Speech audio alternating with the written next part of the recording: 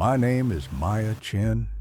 For 8 years, I've been painting the city's forgotten walls, turning concrete into canvas, shadows into stories. Most people think street art is just rebellion, just vandalism with style. They're wrong. In the hidden corners of this sprawling metropolis, where neon bleeds into darkness and silence screams louder than sirens, art isn't just expression, it's communication. It's alive, and it's watching. There are 9 rules I learned, whispered by the wind through abandoned subway tunnels, etched in the fading paint of artists who came before. Rules about what you paint, where you paint, and most crucially, never, ever repaint the work of a lost artist. Their masterpieces are memorials, because some art isn't just seen, it watches, and it demands its own payment. I used to believe in pure expression, in the raw, unfiltered voice of the streets speaking through spray paint and stencils. My art was my rebellion against a world that tried to box me into corporate cubicles and sterile galleries. I was a graphic designer by day, churning out soulless advertisements for faceless corporations. But by night, I became Maya Midnight, the phantom artist whose murals appeared like dreams on forgotten walls, whose tags whispered secrets in languages only the city understood. My transformation began 5 years ago when I lost my younger brother Caleb to an overdose. He was 17, brilliant, and lost in a system that chewed up kids like him and spat them out as statistics.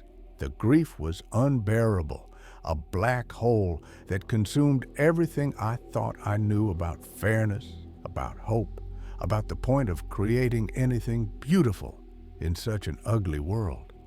I quit my job, sold everything I owned, and bought a van. I became a nomad of the night, painting my pain across the urban landscape, one wall at a time. The city became my gallery, its abandoned buildings, my exhibition halls. I painted Caleb's face on water towers, his laugh echoing from underpass walls, his dreams flowering on the sides of condemned factories.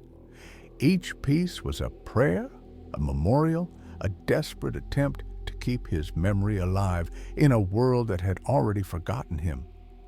I thought I was honoring the dead. I didn't know I was awakening something that should have stayed buried. My first encounter with the underground art scene happened in the Meridian District, a forgotten corner of the city where urban decay met artistic renaissance.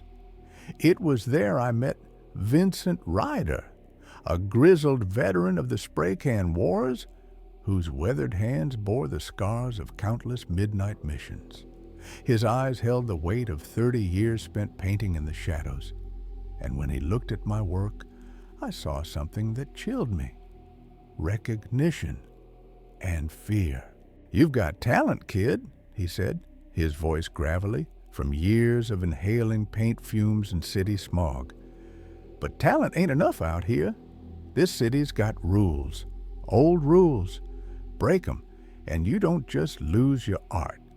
You lose yourself. And kid," he added, pulling out a worn, leather-bound notebook from his jacket, "some of these walls already belong to artists who ain't painting anymore, but their work's still alive." Vincent's notebook was filled with decades of observations, warnings scrawled in the margins of sketches, coordinates marked with symbols I didn't recognize. The rules weren't written in any official order, but emerged from the pages like urban legends made manifest, each one a hard-learned lesson from the streets. Here are the rules, as Vincent taught them to me, each one paid for in blood, sweat, and vanished artists. Rule number 1, never repaint the work of a lost artist. Their masterpieces are memorials. Vincent's warning: some artists never left the walls. Their souls are in the paint. Paint over them, and you invite them to paint through you. Rule number 2, always leave an offering at the base of any mural you create. A single coin, a flower, a personal item. The city demands payment for the privilege of permanent expression. Vincent's warning: the streets give you canvas, but nothing's free. Pay your dues, or the city will collect in ways you won't like. Rule number 3, never paint alone between 3 and 4 a.m. This is the ghost hour, when the boundary between art and artist becomes dangerously thin. Vincent's warning: that's when they're most active, the lost ones. They're looking for new hands to hold their brushes. Rule number 4, if you see fresh paint that wasn't there the night before and no artist claims it, mark it with a small white X and walk away. Do not photograph it. Do not study it. Vincent's warning: some art paints itself. It's bait. Looking too long is accepting an invitation you can't refuse. Rule number 5, never use red paint in the old subway tunnels beneath 5th Street. The walls there are already stained with something that looks like paint but isn't. Vincent's warning: that red never dries. And it's not paint, it's memory. Add to it, and you become part of what it remembers. Rule number 6, if a piece of your art moves or changes when you're not looking, don't try to fix it. Let it evolve. Fighting the change only makes it angry. Vincent's warning: living art has its own will. Respect it, and it might respect you back. Fight it, and it'll make you part of the canvas. Rule number 7, always carry salt in your paint kit. If you feel watched while painting, sprinkle a circle around yourself. Some observers prefer to remain unseen. Vincent's warning: the city has eyes. Most are harmless, some aren't. Salt keeps the hungry ones at bay. Rule number 8, never paint a face unless you know whose face it is. Unknown faces have a way of becoming known, and they always want to meet their artist. Vincent's warning: every face has a story. Paint a stranger's face, and their story becomes yours. Not all stories have happy endings. Rule number 9, if you find a can of paint that's still warm despite sitting in the cold, leave it where you found it. Warm paint in cold places means someone just finished using it, someone you can't see. Vincent's warning: the lost artists still create. Their tools stay warm with their passion. Use their paint, and you'll paint their unfinished business. I laughed at first. Urban legends, I thought. Superstitions born from too many late nights and too much paint fume inhalation. But Vincent's eyes held no humor, only the weight of experience and loss. How many artists have you known who just disappeared? He asked. I thought about it. In my 5 years in the scene, I'd heard whispers. Artists who'd been active one week, gone the next, assumed to have moved on, gotten arrested, or simply burned out. But now, looking at Vincent's scarred hands, his haunted expression, I wondered if there were other explanations. More than I care to count, I admitted. Then you're ready to learn, he said. My first real test came 3 weeks after Vincent's warning. I was working on a piece in the warehouse district, a sprawling mural dedicated to Caleb's memory. It was my most ambitious work yet, a cosmic explosion of color, depicting my brother's journey from Earth to stars. his face emerging from swirling galaxies of spray paint and hope. I'd been working for hours when I noticed it. On the adjacent wall, partially hidden by shadows and overgrown ivy, was another mural. It was old, the paint faded, but still vibrant, depicting a young woman with haunting eyes and hands reaching toward the sky. At the bottom, in elegant script, was a signature: Elena Vasquez, 1987 to 2019. The dates sent a chill down my spine. Elena had died 3 years ago, but the mural looked decades old. The style was distinctive, a blend of realism and surrealism that made the woman's eyes seem to follow you. It was beautiful. It was also blocking the perfect spot for the final element of my piece. Rule number 1, never repaint the work of a lost artist. Their masterpieces are memorials. I stared at Elena's mural, then at my unfinished work. My artistic vision demanded that space. The composition would be ruined without it. I'd spent weeks planning this piece, and Elena's work was just in the way. Old paint. Dead artist. What harm could there be in painting over it? I picked up my spray can, finger on the trigger. The hiss of pressurized paint filled the air as I began to cover Elena's reaching hands with my cosmic swirls. The moment my paint touched hers, the temperature dropped 20 degrees. My breath came out in visible puffs, and the can in my hand became ice cold, burning my fingers. I dropped it, the metal clanging against the concrete with an echo that seemed to go on forever. Elena's eyes in the mural blinked. I stumbled backward, my heart hammering against my ribs. It was impossible. Paint doesn't blink. Murals don't move. But I'd seen it, clear as the neon signs buzzing overhead. The woman in the mural had looked at me, her painted eyes focusing with an intelligence that made my skin crawl. I grabbed my supplies and ran, leaving my own mural unfinished. Behind me, I swear I heard the soft sound of a spray can being used, the gentle hiss of paint meeting wall. When I looked back from the safety of the street, Elena's mural was complete again. My cosmic swirls absorbed into her reaching hands, transformed into something that looked like she was grasping at stars.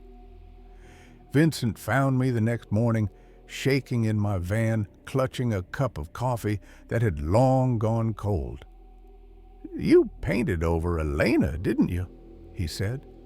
It wasn't a question. I nodded, unable to speak. "She was one of the first lost artists I knew," he said, settling into the passenger seat. "Brilliant girl, painted with her soul, you know. When she died, her last piece, it never really finished. She's still working on it." "That's impossible," I whispered. "Is it?" Vincent asked. "You felt it, didn't you? The cold, the watching. Elena's still painting Maya. She's just using different tools now." My encounter with Elena's mural should have scared me away. Instead, it drew me deeper. I became obsessed with the lost artists, researching their work, their disappearances, their final pieces. I found patterns. Artists who'd vanished always left behind one unfinished work, and those works were always found in the same locations: the old subway tunnels, the abandoned factory district, the forgotten corners where the city's heartbeat was strongest. Rule number 3, never paint alone between 3 and 4 a.m. This is the ghost hour, when the boundary between art and artist becomes dangerously thin. I should have listened, but obsession makes you stupid, and I was drowning in it. I needed to understand what had happened to Elena, to the others. I needed to know if Caleb's memory was safe in my art, or if I'd inadvertently invited something else to share his space. It was a Tuesday night when I broke Rule 3. I'd been working on a new piece in the old metro tunnel system, a place Vincent had specifically warned me about. The tunnels were a graveyard of abandoned art, layers upon layers of paint telling the city's secret history. I was adding my own chapter, a memorial to all the lost artists, when my phone died. Without the glow of my screen, the tunnel plunged into near total darkness. My headlamp cut through the black, illuminating patches of graffiti that seemed to shift and writhe in the moving light. I checked my watch. 3:17 a.m. The ghost hour. That's when I heard it. The soft hiss of a spray can echoing from deeper in the tunnel. Someone else was painting. Someone I couldn't see. I should have left. Every instinct screamed at me to pack up and run. But curiosity, that fatal flaw of every artist, kept me rooted. I followed the sound, my headlamp beam dancing across walls covered in decades of urban art. The tunnel opened into a wider chamber, a forgotten subway platform from the city's early days. The walls here were covered in murals, but not like any I'd seen before. These pieces moved, subtly, almost imperceptibly, but they moved. Faces turned to follow my light. Hands reached out from painted surfaces. And in the center of it all, working on a massive piece that seemed to pulse with its own inner light, was a figure in a paint-stained hoodie. "Elena?" I whispered. The figure turned. It was her, but not her. The face was Elena's, but translucent, like watercolor on wet paper. Her eyes held depths that no living person should possess, and when she smiled, I saw the city's pain reflected in her painted features. "Maya," she said, her voice echoing strangely in the chamber, "you've been painting my brother?" "Your brother?" "Caleb," she said, and my blood turned to ice. "He's here now. They all are. The ones we paint, the ones we remember. They don't really die. They just change medium." Around the chamber, other figures emerged from the shadows. Artists I'd researched, faces I'd seen in missing person reports. They all held spray cans, all worked on pieces that defied physics and sanity, and among them, barely visible but unmistakably present, was Caleb. "Maya," his voice was like wind through broken glass, "you brought me here. Your love, your art, it gave me form. But I'm not alone." The chamber filled with whispers, dozens of voices speaking in unison. The lost artists, the painted dead, all connected by the city's underground network of tunnels and forgotten spaces. They'd found each other in death, bound together by the medium they'd loved in life. "We need you to finish what we started," Elena said, gesturing to the massive mural that dominated the chamber. It was a map of the city, but not as it existed above ground. This was the city's soul, its hidden arteries of creativity and pain, marked with symbols I was beginning to understand. "Every lost artist adds a piece," Caleb's ghost explained. "Every memorial becomes part of the whole. We're not dead, Maya. We're just painting on a bigger canvas." I ran. Pure animal terror drove me through the tunnels, past the watching murals, up into the blessed normalcy of the street above. But I couldn't escape what I'd seen. The lost artists weren't gone. They were transformed, existing in the spaces between reality and art, painting with mediums that shouldn't exist. Rule number 4. If you see fresh paint that wasn't there the night before and no artist claims it, mark it with a small white X and walk away. Do not photograph it. Do not study it.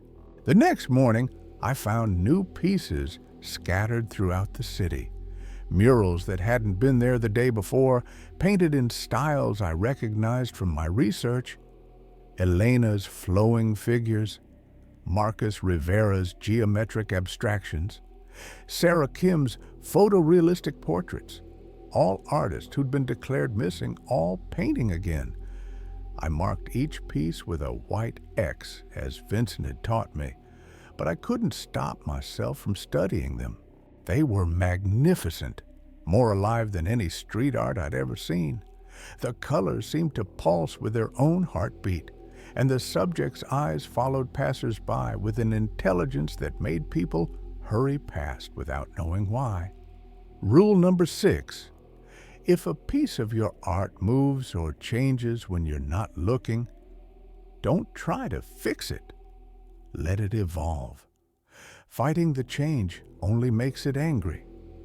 My own work began to change. The mural of Caleb I'd been working on when I first met Elena started evolving on its own. Each morning, I'd find new details added, subtle shifts in expression, elements that enhanced the piece beyond anything I could have created alone. Caleb's painted face grew more lifelike, more present, until I swear I could see him breathing in the spray paint and shadows. Vincent warned me to let it happen. "They're helping you," he said. "The lost artists, they're collaborating. It's an honor, Maya. Most living artists never get to work with the dead." But I was terrified. Each change brought Caleb closer to the surface, made his presence more tangible. I could feel him watching me work, guiding my hand, whispering suggestions that appeared in my mind like my own thoughts.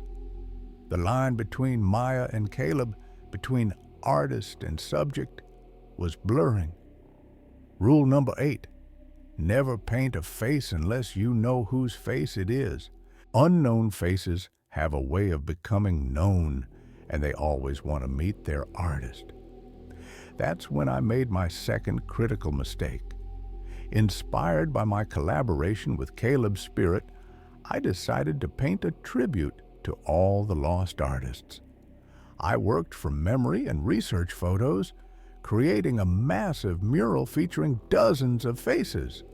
Artists who'd vanished over the decades, their features lovingly rendered in spray paint and hope. But I made an error. Among the faces I painted was one I didn't recognize, a young man with kind eyes and paint-stained fingers. I'd found his photo in an old newspaper clipping about missing persons, assumed he was another lost artist. His name, according to the caption, was Adam Reed. The moment I finished his face, he appeared. Not as a ghost, not as a translucent figure, but as a solid, breathing person standing behind me in the alley. He looked exactly as I'd painted him, down to the paint stains on his clothes. "Thank you," he said, his voice warm and real. "I've been waiting so long for someone to remember me." You're alive?" I stammered. "Am I?" Adam asked, looking at his hands with wonder. "I don't remember dying. I just remember painting, and then nothing, until you gave me form again." The horrible truth hit me like a physical blow. Adam Reed hadn't been a lost artist. He'd been a missing person, a young man who disappeared near the art district 20 years ago. His case had gone cold, his fate unknown. By painting his face, by giving him form in the world of living art, I'd pulled him back from wherever he'd been trapped. But he wasn't the same. There was something wrong with his eyes, an emptiness that suggested the Adam Reed I'd summoned was just a shell, animated by my paint and the city's hungry need for artists. He was a creation, not a resurrection. "I want to paint again," Adam said, picking up one of my spray cans. "Will you teach me? I feel like I've forgotten so much." Adam became my shadow, following me to every painting session, learning techniques with an unnatural speed that should have been impossible. He was a quick study, too quick, absorbing not just my methods, but my style, my vision, my very approach to art. Within weeks, he was painting pieces that were indistinguishable from my own work. Rule number 5, never use red paint in the old subway tunnels beneath 5th Street. The walls there are already stained with something that looks like paint, but isn't. Adam was fascinated by the subway tunnels, drawn to them with an obsession that worried me. He'd disappear for hours, returning with paint-stained clothes and a wild look in his eyes. When I followed him one night, I found him in the 5th Street tunnels, painting with red that seemed to glow in the darkness. "Adam, stop!" I called out. "That's not paint." He turned, and in the dim light, I saw that his eyes had changed. They were no longer empty, but filled with something ancient and hungry. The red he was painting with wasn't coming from a spray can. It was seeping from the walls themselves, responding to his touch. "It's beautiful, Maya," he said, his voice layered with harmonics that shouldn't exist. "The walls here, they remember everything. Every artist who ever painted, every soul who ever bled for their art. It's all here, waiting to be released." The red substance he was painting with began to spread, covering the tunnel walls in patterns that hurt to look at directly. And within those patterns, I saw faces, hundreds of them, thousands. Every artist who'd ever disappeared in the city, trapped in the walls, their souls used as pigment for Adam's impossible mural. "You brought me back," Adam continued, his form beginning to shift and blur. "But I was never really gone. None of us are. We're all here, in the paint, in the walls, in the very foundations of this city. And now, thanks to you, we can finally finish our masterpiece." I realized with horror that Adam wasn't a lost artist at all. He was something else, something that had been using the lost artists as fuel, as medium for its own cosmic artwork. By painting his face, by giving him form, I'd released something that had been contained in the city's underground for decades. Rule number 7, always carry salt in your paint kit. If you feel watched while painting, sprinkle a circle around yourself. Some observers prefer to remain unseen. I fumbled for the salt in my kit, sprinkling it around myself as Adam's form continued to shift. The red paint on the walls recoiled from the salt like a living thing, and Adam screamed, a sound that echoed through every tunnel in the system. "You can't stop the art, Maya," he hissed. "Art wants to be free. Art wants to live. And we are the ultimate expression of that desire." The tunnel filled with the lost artists, but they weren't the helpful collaborators I'd known. They were hollow shells, their souls drained to fuel Adam's impossible existence. Elena was there, but her eyes were empty.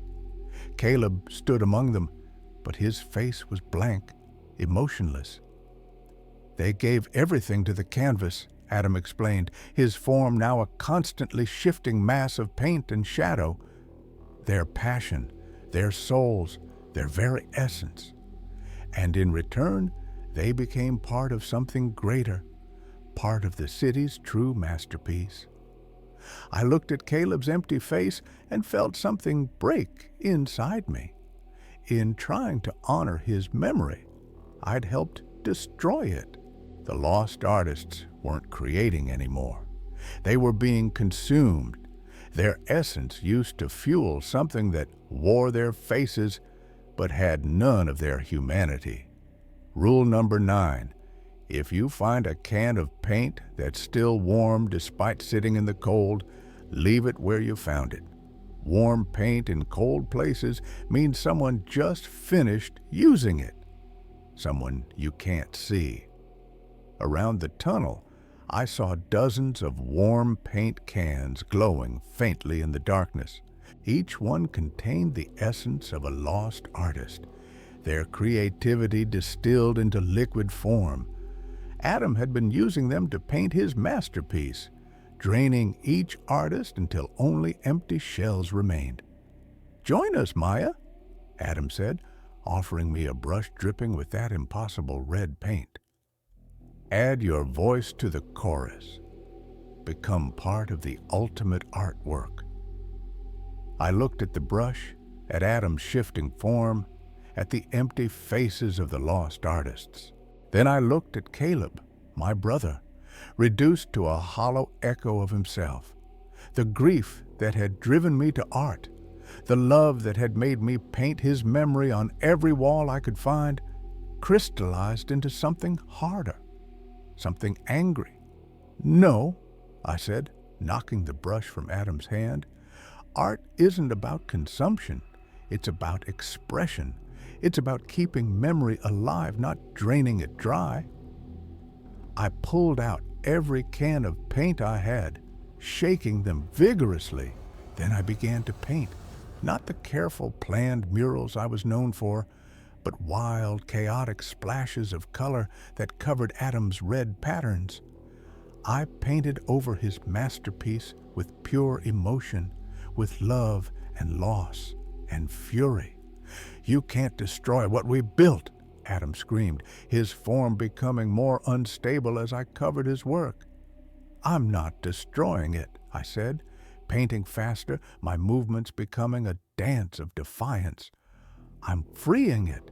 Each splash of paint I threw seemed to restore a little life to the lost artists. Elena's eyes flickered with recognition. Marcus began to move with his own will, and Caleb smiled. "That's my sister," he said, his voice gaining strength, "always fighting for what's right." The lost artists began to paint alongside me, their movements becoming more coordinated, more alive. Together, we covered Adam's red masterpiece with a riot of color and life, each stroke breaking his hold over the trapped souls. Adam's scream shattered paint cans throughout the tunnel, sending sprays of color in every direction. His form began to dissolve, the stolen essence of the lost artists returning to them as his control weakened. "This isn't over," he hissed as he faded. "Art will always hunger. Creation will always demand sacrifice. Then we'll feed it properly," Elena said, her form now solid and real. "With love, not consumption. With memory, not theft." The tunnel transformed. Where Adam's red patterns had been, now bloomed a garden of collaborative art. Each lost artist contributed their unique style to a massive mural that told the story of the city's creative soul.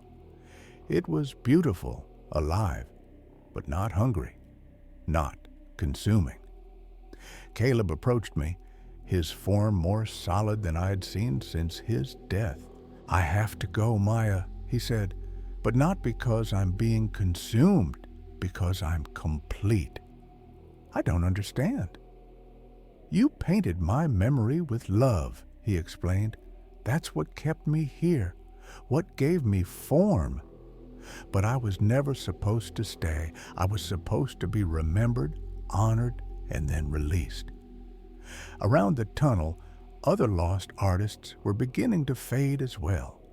But it wasn't the hollow dissolution Adam had imposed. This was peaceful, natural. They were choosing to move on.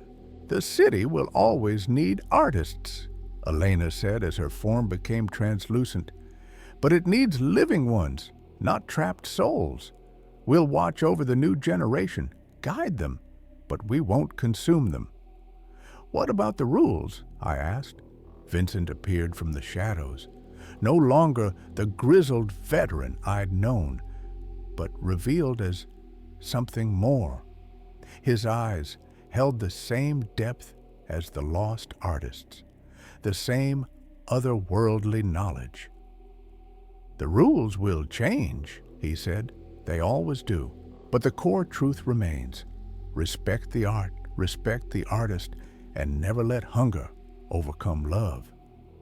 As the lost artists faded into peaceful rest, new rules began to etch themselves into the tunnel walls.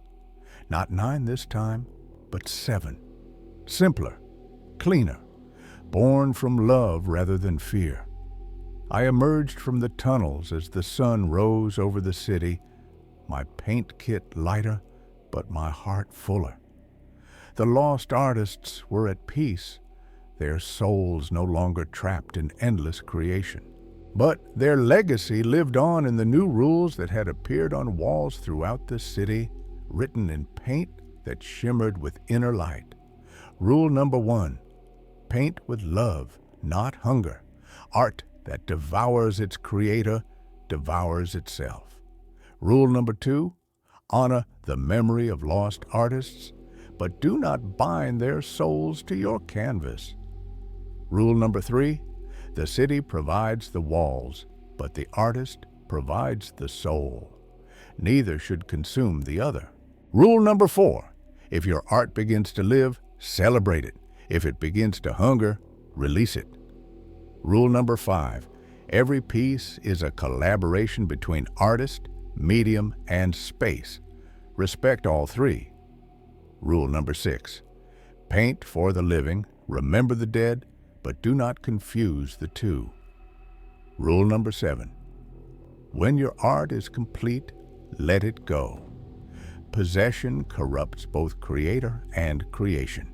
I became the new guardian of these rules, teaching them to young artists who came seeking the secrets of the underground scene. My own art evolved, becoming less about preserving Caleb's memory and more about celebrating the living creativity that flowed through the city's veins. Vincent remained as my guide, no longer hiding his true nature. He was the first lost artist, the one who'd learned to exist in balance between life and art, neither fully alive nor completely gone. His role was to teach, to guide, to ensure that future generations understood the delicate balance between creation and consumption. The city's underground art scene flourished under the new covenant. Artists painted with passion, but not obsession, created with love, but not possession. The walls came alive with murals that celebrated life rather than trapping it, that honored memory without binding souls. And sometimes, on quiet nights when the city's heartbeat was strongest, I'd see them, the lost artists, no longer trapped but free to inspire, to guide, to share their wisdom with those who painted with open hearts. They were part of the city's creative ecosystem now, not as prisoners, but as teachers, showing each new generation that true art comes from love, not hunger. Caleb appeared to me one last time as I was finishing a mural dedicated to all the artists who'd found peace. He looked healthy, whole, free. "Thank you, Maya," he said, "for remembering me with love instead of desperation, for letting me go when it was time. Will I see you again? In every piece you paint with love," he said, fading into the morning light. "In every artist you teach to create without consuming, in every wall that blooms with life instead of hunger. I am Maya Chen, guardian of the new covenant, teacher of the living rules. My art no longer traps souls, but celebrates them. My walls no longer hunger, but sing. And in the hidden corners of this sprawling city, where neon bleeds into darkness and silence screams louder than sirens, art lives and breathes and watches over us all. The streets are my gallery, but I am no longer their prisoner. I am their partner in an eternal dance of creation and release, of memory and letting go, of love that builds rather than binds. If you find yourself drawn to the hidden corners of creativity, to the spaces where art and soul intersect, pay close attention to the rules that govern those sacred places. Because some canvases don't just hold paint, they hold pieces of the artist's soul. And the difference between creation and consumption, between art and hunger, is often just a single brushstroke away. But the streets aren't the only place where strange rules guard terrifying truths. Sometimes, the most dangerous instructions come from the glowing screen in your hand in the darkest hours of the night. Imagine scrolling through your social media feed at 3 a.m., when the algorithm shows you things that shouldn't exist, when every face in every photo seems to turn and watch you through the screen. Never scroll past midnight. Never engage with posts from accounts that don't exist. Because in the digital realm, attention is currency, and some entities have been waiting decades to collect their payment. Subscribe to Midnight Rules and hit that notification bell for more bone-chilling tales of twisted rules that could save your life or cost you everything you hold dear. Next week, we dive into the endless scroll with the Digital Watchers, 8 rules for scrolling through my social media feed at 3 a.m.